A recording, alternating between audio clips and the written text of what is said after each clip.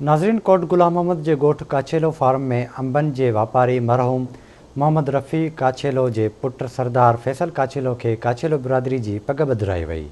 इन हवाले सां रिपोर्ट करे रहियो आहे प्रेम सागर। कोट गुलाम मोहम्मद जे ॻोठ रफ़ी काछेलो में आल पाकिस्तान काछेलो बिरादरी तरफ़ां रफ़ी काछेलो जे फर्ज़ंद फैसल काछेलो खे बिरादरी तरफ़ां पग ॿधाई वई। पग ॿधाई जी रस्म में MPA नूर अहमद भुरगड़ी, सैयद ज़ुल्फ़कार अली शाह, साबिक़ वज़ीर आला डॉक्टर अरबाब गुलाम रहीम, MNA हाजी मोहम्मद असलम काछेलो, MNA राणा हमीर सिंह आवाज़ TV न्यूज़ सां वीचार वंडींदे चयो त फैसल काछेलो साहब असांजो दोस्त आहे। असां पाण में सियासी तरह सां गॾु रहिया आहियूं। असांखे ॾाढी ख़ुशी थी आहे जो काछेले बिरादरी जी पग सरदार ॿधाई आहे फैसल काछेले साहब ते, ऐं उन्हनि जो हक़ आहे। असांजी बिरादरी जेको आहे उहो पाकिस्तान जे कंड कुंड में फैलियल आहे, पर उन्हनि जो को ख़ासि हिक ॿिए सां राब्तो बि न आहे, न को कंहिं पंहिंजे दुख सुख में हिक ॿिए सां एतिरो मेल जुलाप थी थो सघे।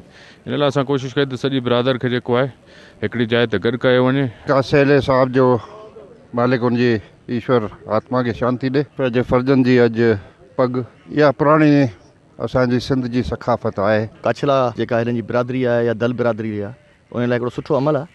जीअं तव्हां ॾिसो था हुननि में पाण में को ज़ाती रंजिशूं आहिनि कंहिं बिरादरियुनि में, सो उहो किथे हिते गॾु वेही पंहिंजा मसला बि हल करे सघनि था। जीअं तव्हां ॾिसो था कई बिरादरियूं आहिनि जंहिंजा कोर्टनि में सालनि खां साल मसला हलंदा रहिया आहिनि ऐं उहे हल नथा थियनि अॼु ताईं। त इहो सुठो आहे, बिरादरी जो हिकिड़ो अमल आहे। बिरादरी कंहिंखे चङो मुड़ुसु कयो आहे कंहिं बिरादरी जो। किंग ऑफ द मैंगो सरदार पंहिंजे पाण खे फैसल काछेलो दस्तार बंदी कई वई। आवाज़ TV टीम सां गॾु प्रेम सागर, कोट गुलाम मोहम्मद।